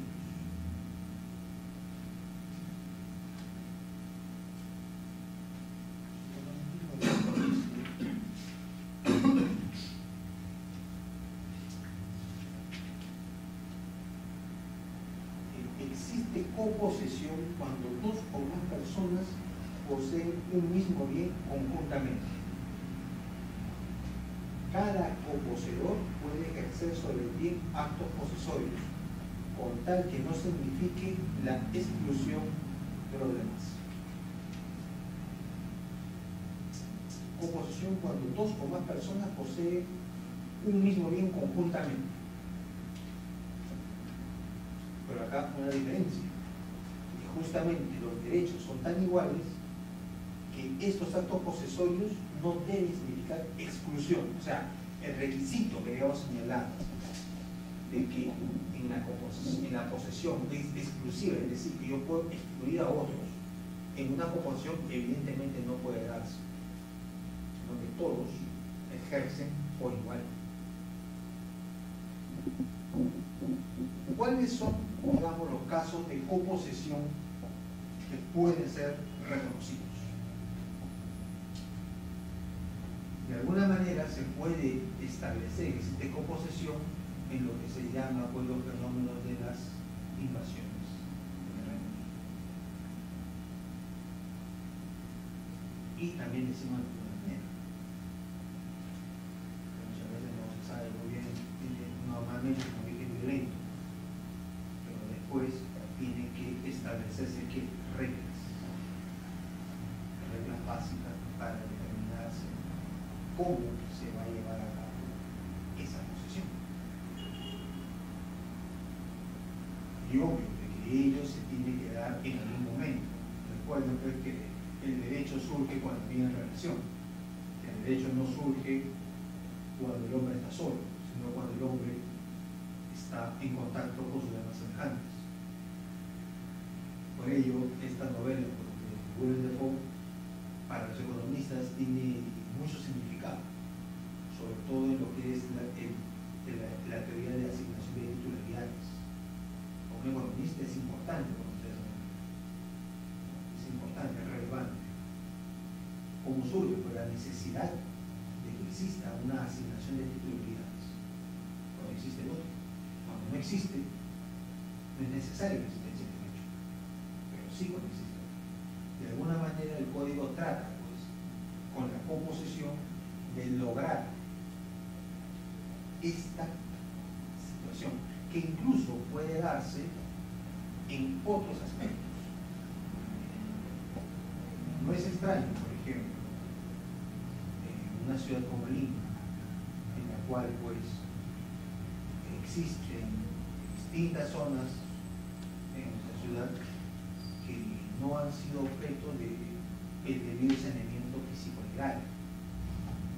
Entonces queda determinado que muchas veces la persona con tal de adquirir una propiedad o asegurar un derecho que haya adquirido no pueda utilizar pues inscribir una compraventa respecto de un periodo determinado, un lote que ibas a comprar, porque el terreno no fue habilitado. Estamos hablando ya técnicamente. En ese supuesto, ¿qué se opta? Se opta pues por la compraventa de acciones y derechos, crear una ficción en la cual cada persona, cada copropietario adquiere pues una cuota ideal de un terreno de mayor extensión. Pero ello, ¿en qué significa? ¿O en qué culmina? En la indicación expresa de que para los efectos de la posesión, ese porcentaje equivale a un lote de terreno determinado con un área precisa, con una descripción del dinero en su unidad femenina, o sea, un predio plenamente individualizado, pero que por falta de los debidos actos administrativos no puede inscribirse en el registro, sino puede adquirir. ¿Sí? Entonces, ello no es extraño y también genera pues, una situación de composición. Pero justamente esta situación de que no implique una exclusión, bueno, quizás tengo este terreno, no lo habilito, y yo compro, digamos, esta parte, por poner una medida, 120 metros cuadrados. Se supone que si yo quiero inscribir esta compraventa, este terreno matriz tendría que ser habilitado y tendría que ser subdividido o, según el procedimiento administrativo, reconocido este derecho específico sobre un inmueble previo. Eso es lo que se llama de subdivisión o de división urbana, dependiendo del tipo de bien, en la cual yo puedo inscribir este bien de 120 metros cuadrados a mi nombre, individualizado de cualquier otro. Pero a veces ello no es posible, porque no pudo llevarse a cabo el procedimiento de división urbana o el fraccionamiento del predio. Entonces, ¿yo qué hago? Entonces, vamos a hacer un contrato en el cual yo adquiero de este inmueble, por poner una cifra, el 1.5% de acciones y derechos de este inmueble mayor. Así puedes inscribir. Y efectivamente, las transferencias se inscriben. Pero en mi contrato, yo voy a consignar una cláusula especial, en la cual yo pondré que para los efectos de la posesión de este 1.5% que compro, esto equivale a mis 120 metros cuadrados. Con esto logro evidentemente alguna garantía a mi derecho. No sobre 120 metros cuadrados específicos, pero sí sobre el total, pero que yo puedo adquirir algo. Pero, para los efectos de nuestra exposición, lo que estoy haciendo, ¿qué cosa es? Generar un régimen de coposesión, en realidad. Es cierto, soy copropietario, pero esta coposesión transcrita o aplicando esta parte del código a esta situación en concreto, ¿qué me permite? Justamente me va a permitir el uso, pero un uso que no excluya a otros. Está bien. Yo tengo mi propiedad sobre este bien, pero ojo, esta parte va a ser mía. Y esto es bastante, y esto lamentablemente, bueno, no sé si lamentablemente o lamentablemente es así, pero si nosotros vamos a algunas zonas de Lima, por ejemplo, veremos porque si yo ubico una partida que normalmente está identificada como postrero, puerto, chacra, fondo, anexo, o como quiera llamarse, y yo ubico ese terreno y voy al lugar, encuentro eso. Encuentro calles, vías, edificios, lo que es una habilitación urbana de hecho. Esto lo organizamos de hecho. ¿Podrá regularizarse en algún momento? Pues esperemos que sí. Decisión política y sobre todo elementos que puedan permitir para un saneamiento idóneo. Pero, mientras tanto, porque considero que podríamos aplicar esta parte del código, de que me permite una posesión sin exclusión, pero sí me permite también, ¿qué cosa? Identificar cuál es mi posesión real, porque esto es lo que sucede en la realidad. En la realidad de muchas zonas, por ejemplo, en las zonas de cono sobre todo, ¿no? No va, por ejemplo, donde San Juan de Miraflores, Villa María, o se va al Cono Norte, Puente de Piedra, la Bahía. Uno va a encontrarse con zonas que son habilitadas, o que en la realidad están habilitadas, pero que en el registro están como terrenos de 1 hectárea, 10 hectáreas, 5.000 metros, qué sé yo. Cuando uno va al sitio, encuentra una realidad distinta. Entonces, esa fuerza de realidad es la que considero en este caso permite pues, explicarnos cómo funciona este instituto de la composición, que a veces no lo tomamos en cuenta. Cada poseedor puede ejercer sobre el bien actos posesorios, con tal que no signifiquen la exclusión de los demás.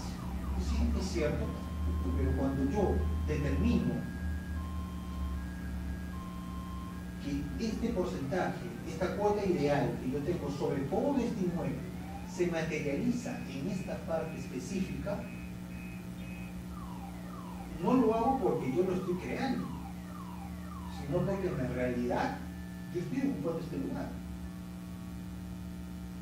Y puede tener cualquier denominación. Aquí lo puedo llamar que es el lote 1 de la manzana J, por así decirlo. Pero cuando voy a mi casa, hasta numeración domiciliaria posible que tenga. El que tenga una numeración domiciliaria, otro va para la municipalidad. Hasta eso podemos encontrar. ¿Esos actos podrían inscribirse en el registro? No se podría. No podría inscribir. ¿Por qué? Porque yo soy propietario de qué? Soy copropietario de qué? De todo eso. La realidad a veces es distinta. Y en temas de posesión, solamente, por ejemplo, lo he traído esto un poco forzado, pero es para tratar de explicar cómo funcionaría este instituto de la coposesión, cómo estaría funcionando. Entonces funciona de esta manera. Yo puedo ejercer esa posesión sin exclusión, está bien, sin exclusión, pero en la realidad yo tengo un uso determinado, porque nadie va a venir, si fuera a aplicar la norma de la nueva ley de la copropiedad, en el sentido de que yo como copropietario, si fuéramos todos copropietarios de esta habitación, todos tenemos igual derecho a utilizar. Pero obviamente, si nosotros queremos darle un uso eficiente, ¿qué podríamos decir? Bueno, ¿saben qué? Entre nosotros 6 vamos a dividir. Yo aquí, ustedes acá, nos dividimos. Y cada quien tiene un pequeño espacio. Y ese espacio es exclusivo. Porque la única forma era poner en posesión se va a dar. Algo parecido podría suceder aquí, pues estaría sucediendo en otras circunstancias. ¿Se cumple o no se cumple? Pienso que sí se cumple o no. ¿Por qué? Porque yo estoy dando mis actos al profesorio. Excluir más no. De cuanto al uso real no. Yo no impido que no se podría, solamente que este lado es mío. Y ya todos saben que es mío porque yo lo estoy usando. O sea, las reglas de convivencia tienen que presentarse en algún momento, o deben presentarse, y se van a presentar. Entonces, las reglas están establecidas de esta manera que en el caso de la coposesión, los sujetos, los coposesionarios conocen justamente que no pueden excluir a los demás. Sí.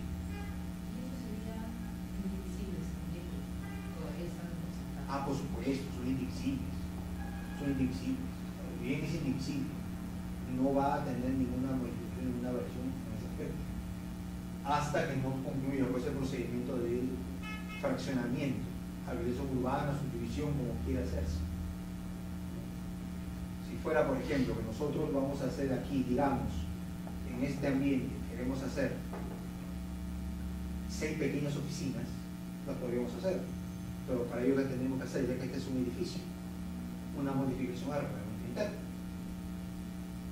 Sería una modificación al reglamento interno. Considerando que aquí hay un edificio con reglamento interno, tenemos que modificar. Pero nosotros de por sí podemos darnos ya esa posesión, podemos distribuir entre nosotros, sí. En la medida en que obviamente todos respetemos, obvio, internamente, nuestro espacio individual. Entonces la coposesión se da de esa manera.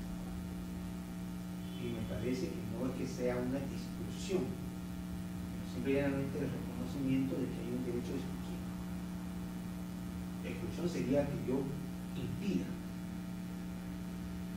Yo no estoy impidiendo a nadie. Yo no impido a nadie que utilice el bien. O que utilice el bien también como yo. Solamente que hay una parte que para que sea esto efectivo, lo debería. Y esto, por ejemplo, se da pues en dónde? En la guerra. Ustedes van a ganar, o cuando, por ejemplo, vamos a Zángaro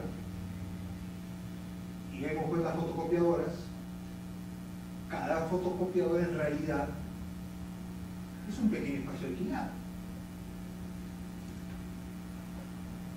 Cada fotocopiadora es un pequeño espacio alquilado. Y cada quien cuida sus 2 metros cuadrados que pueda tener. Y en Gamarra, evidentemente, con mayor razón.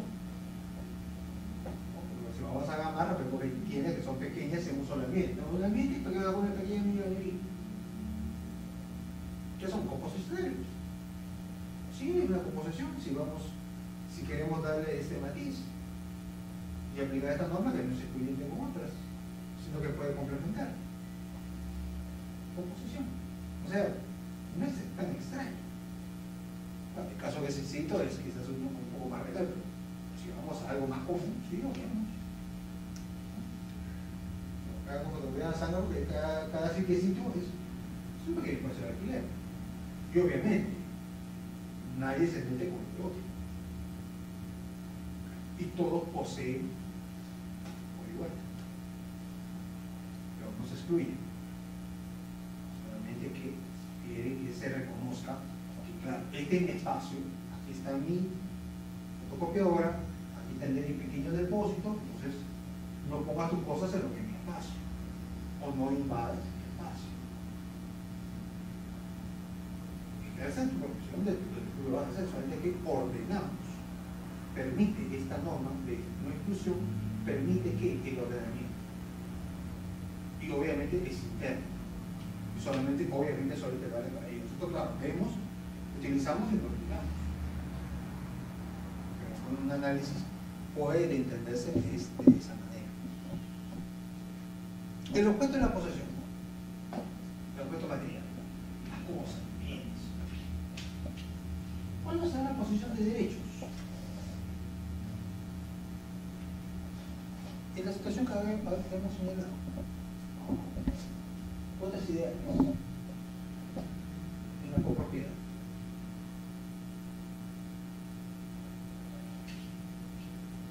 Ahí es donde se da prácticamente lo que es la posesión de derechos. De todos los grupos de unidades. Se posee en conjunto. ¿Cuándo se da la posesión de universalidades? Ahí es cuando estamos en el supuesto, por ejemplo, de derecho sucesorio. Cuando nosotros adquirimos pues, una universalidad. Es cuando pues, se cumple lo que 660 del Código Civil dice. Y cuando la persona fallece, sus bienes, derechos y obligaciones se transmiten a sus herederos, o sea, todo el patrimonio, toda la universalidad, el bloque completo que es adquirido.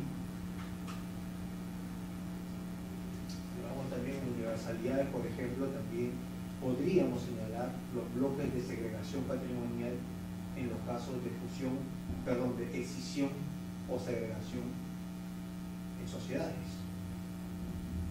Una sociedad segrega o escinde una parte de su patrimonio. También obviamente tiene derechos y obligaciones, son todo un bloque. O sea, un bloque de tenemos. ¿Y qué establece pues la relación posesoria? La relación posesoria es el vínculo que se establece pues entre la persona y la cosa. Los bienes, los derechos, las universalidades, es ese vínculo. O esa relación física, material de utilización.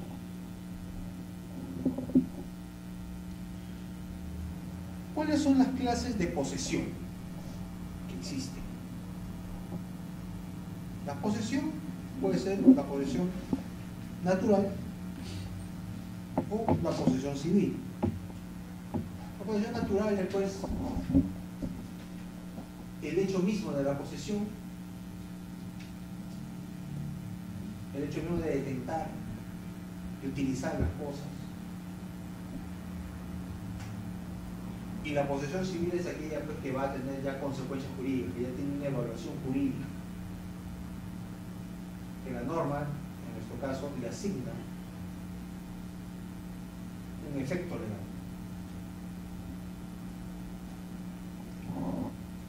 La posesión también puede ser legítima o ilegítima. ¿Cuándo es posesión legítima?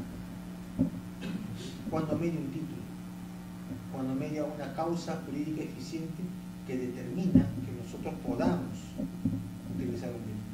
Por ejemplo, en el caso de un arrendatario. En el caso de arrendatario existe pues una posesión legítima porque tengo un título que me permite estar en la posesión. Tengo derecho a estar en la posesión como arrendatario, como usufructuario, como usuario en el derecho de uso o como ocupante en el derecho de habitación. Pero cuando es ilegítima, cuando yo no tengo ese título, cuando yo ese título no lo tengo. Y esta posesión legítima puede ser también de buena y de buena fe. ¿Cuándo es de buena fe? Vamos a recurrir el código.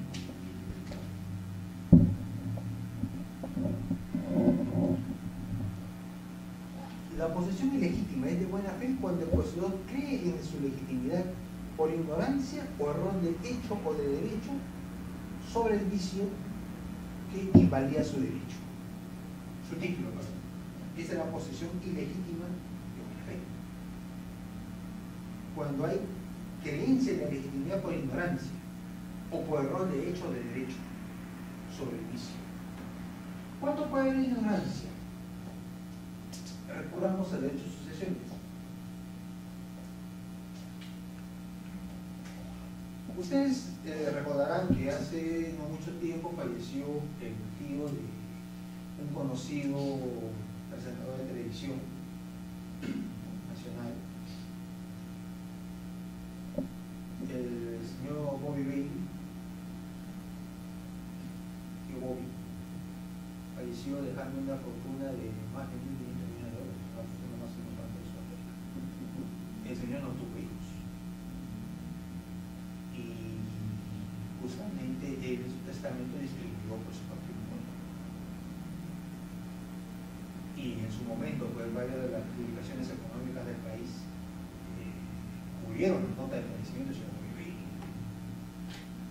Lo decían, no Bobby Letts, no. Decían, caramba, ¿qué pasa si, claro, todos los sobrinos, los hermanos estaban esperando y podría tocar $1.000 millones? Digo, milloncito, ¿qué será para ti? Pues un mísero milloncito. O sea, para chupar lo que diga, señor, con 1.000 millones, ¿qué afecta a 1 millón? 1 millón, no pasa nada. Y obviamente el testamento se entregó y fue distribuido, pero ¿qué hubiera pasado si él hubiera dicho, yo soy hijo de Bobby Letts? ¿Qué hubiera pasado jurídicamente? No, ¿qué hubiera pasado? Ese testamento, ¿qué condición queda? Somos abogados. ¿Qué pasa con el testamento?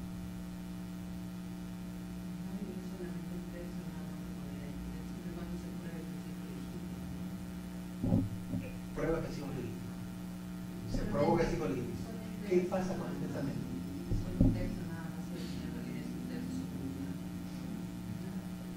El testamento es caduco. Caduca el testamento. Los millones.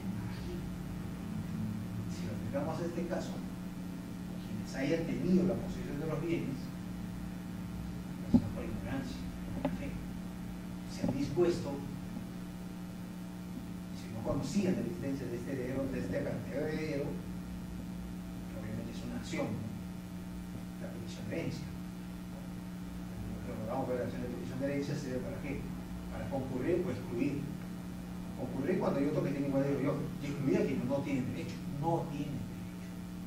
Entonces, en esta clase, si la persona no sabía la existencia de este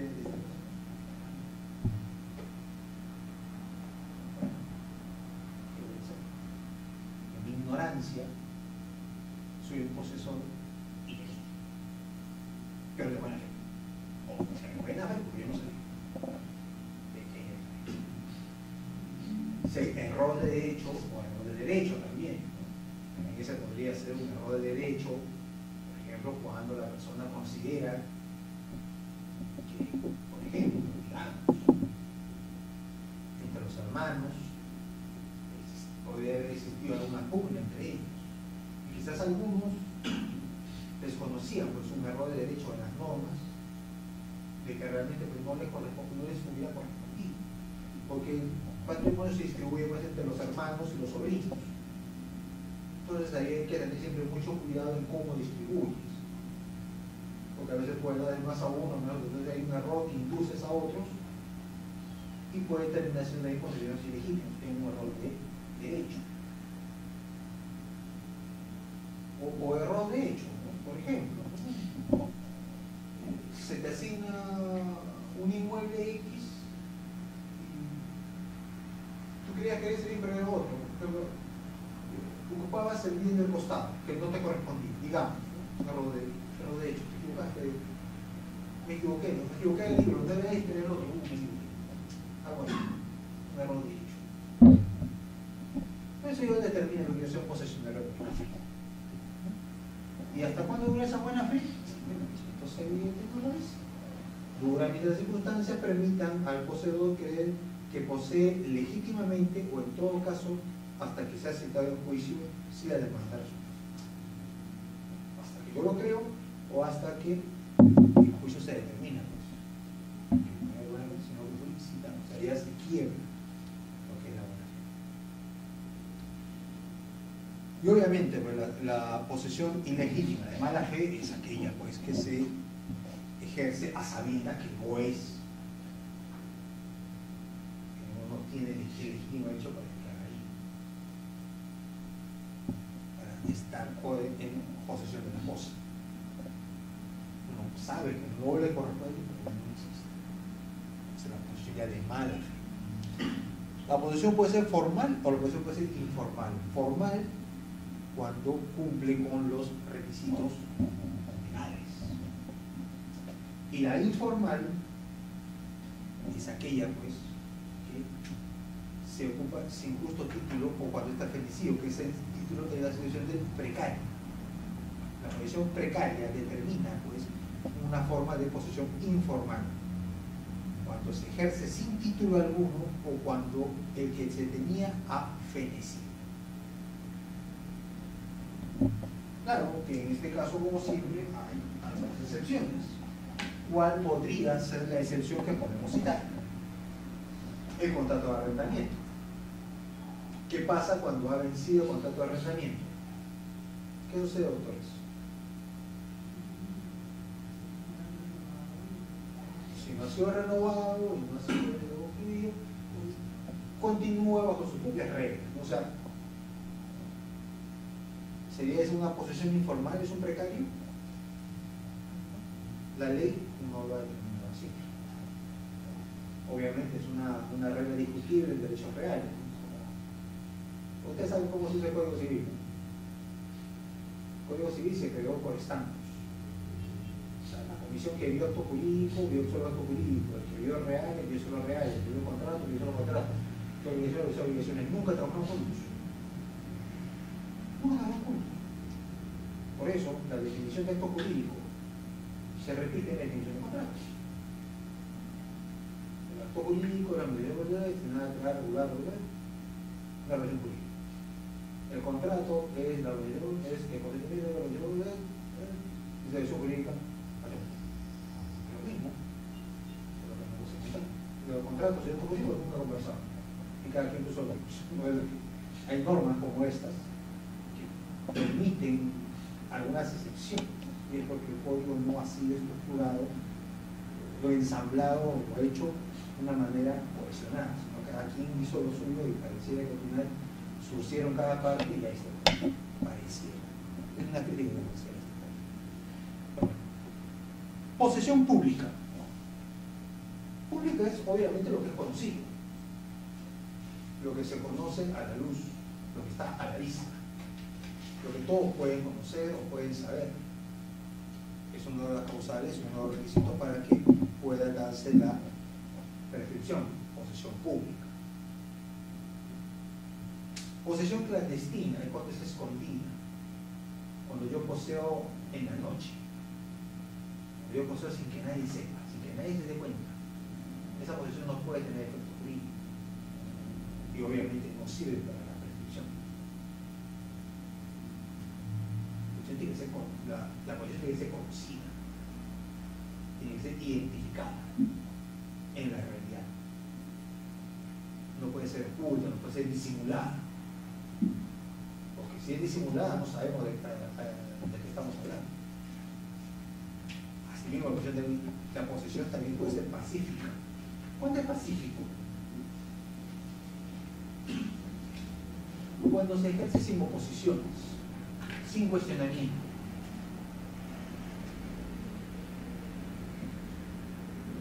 Nadie cuestiona, nadie se opone a ese derecho.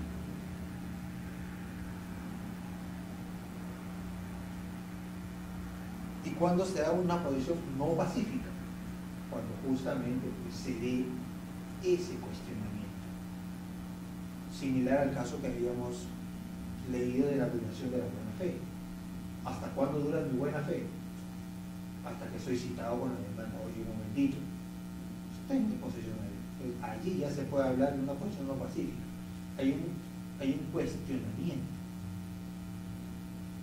Hay una declaración de no reconocer ese derecho, no reconocer esa posesión. Esta también es uno de los requisitos para los cuales se tiene que presentar para que pueda darse la prescripción. La posesión pacífica.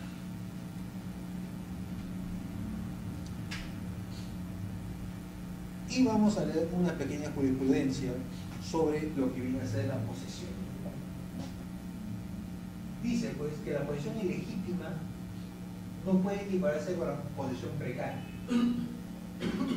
Pues la primera se presenta cuando el poseedor cree en la legitimidad. Ojo al detalle, cree en la legitimidad por ignorancia o error derecho de derecho sobre el vicio de legítimo.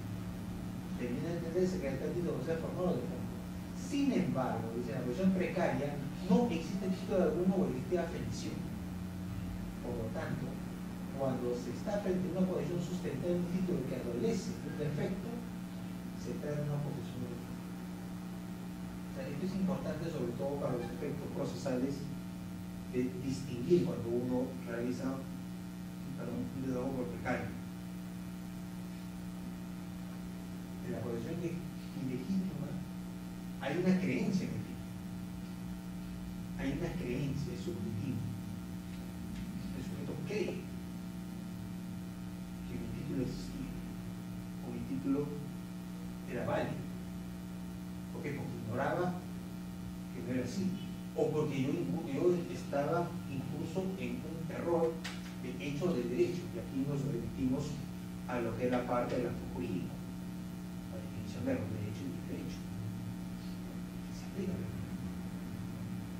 sobre el juicio que va a invalidar mi título. Pero en la posición precaria no hay título. Aquí no hay creencia en nada. O sea, acá no puedes creer porque cambié el título. Porque el que tenía ya se extinguió. Ya ves. Esa es una diferencia que se tiene que tener en cuenta para definir o diferenciar ambas situaciones. Y también podemos citar esta casación de 1938 lo cual señala pues que, según esta jurisprudencia, la posesión precaria existe cuando es una posesión sin derecho o de mala fe. Esto es, hay ausencia de título o el título afectado. Sin embargo, al haber sido calificado y reemplazado por beneficiario de la reforma agraria mediante resolución directoral, este tiene un título justificativo. Por obligación de derecho, expedito su derecho de propiedad para hacer la idónea y mediante proceso adecuado. ¿Esto qué significa? De que si bien es cierto, la jurisprudencia determina cuando se está ante un poseedor precario e ilegítimo, puede que exista una evaluación por el propio de la administración. La administración puede calificar y puede considerarse que hay un título justificativo. Y si existe un título justificativo, este puede resolver. Por eso el detalle está de que si aquí había ya una calificación, entonces ya no puede haber condición precaria.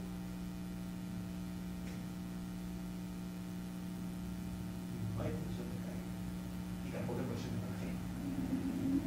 ¿Por qué? Porque un ente estatal ha determinado la descarga. Y esto puede darse no solo en los casos agrarios, sino en distintas entidades, sobre todo en los usos. Puede ser FOBE, puede ser bienes nacionales, puede ser también a través de las municipalidades o reconocimientos de posesión. Y finalmente, aquí queríamos compartir este precedente que fue establecido en el cuarto pleno casatorio civil del Corte Suprema. Este precedente, pues, hemos recogido aquí un par de reglas que establecen de que una persona, cuando tiene la condición de precario, cuando ocupa un inmueble ajeno sin pago de rentas, título para ello, o cuando dicho título no genere ningún efecto de protección para quien lo ostente, o sea, no hay justificación de precario. Mientras haya protección, mientras el título merezca protección, no puede ser precario, sino será un posesionario pleno. Pero si no lo hay, no hay título alguno, y no hay ninguna razón o algún título que genere la necesidad de protección, se precario. Un poco amplía y interpreta cómo debemos considerar la figura del precario. Y también señala que cuando se hace alusión a la carencia de título, al establecimiento del mismo, no se está refiriendo al documento que haga alusión al título de propiedad, o sea, no al instrumento físico, sino a cualquier acto jurídico que lo autorice a la parte demandada a ejercer la posesión del bien, puesto que el derecho en disputa no sea la propiedad, sino el derecho a poseer. Ojo, que la carencia de título de fallecimiento no se refiere al documento que haga alusión al título de propiedad, no solo de propiedad, ojo, no solo el título de propiedad, sino cualquier acto jurídico que le autorice a ejercer la posesión.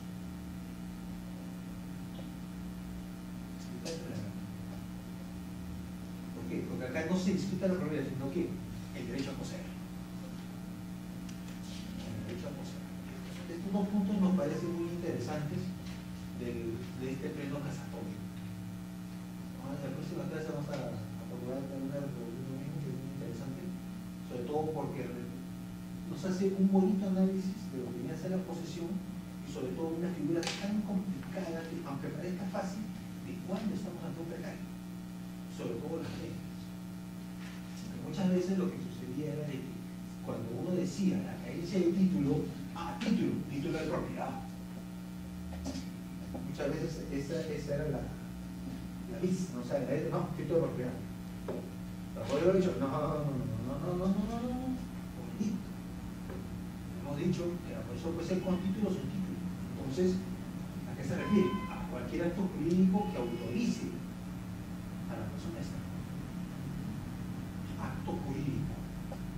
Concepto mucho más amplio. El título de propiedad está definido.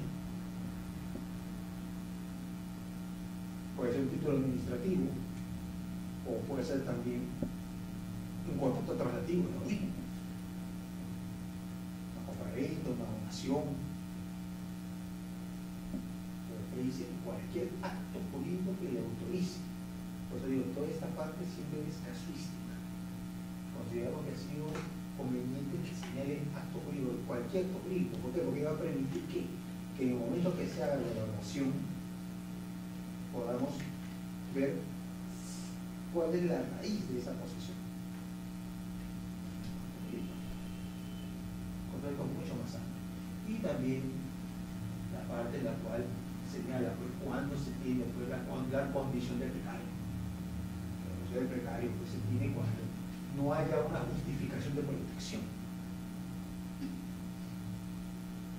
Habíamos señalado al inicio de esta clase justamente el fundamento para que la posesión pueda darse se da en qué.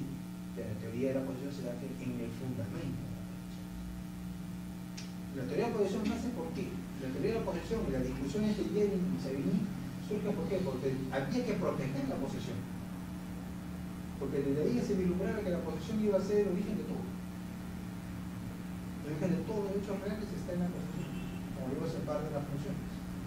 En esa característica que tiene este derecho de posesión, justamente es germen de los demás derechos.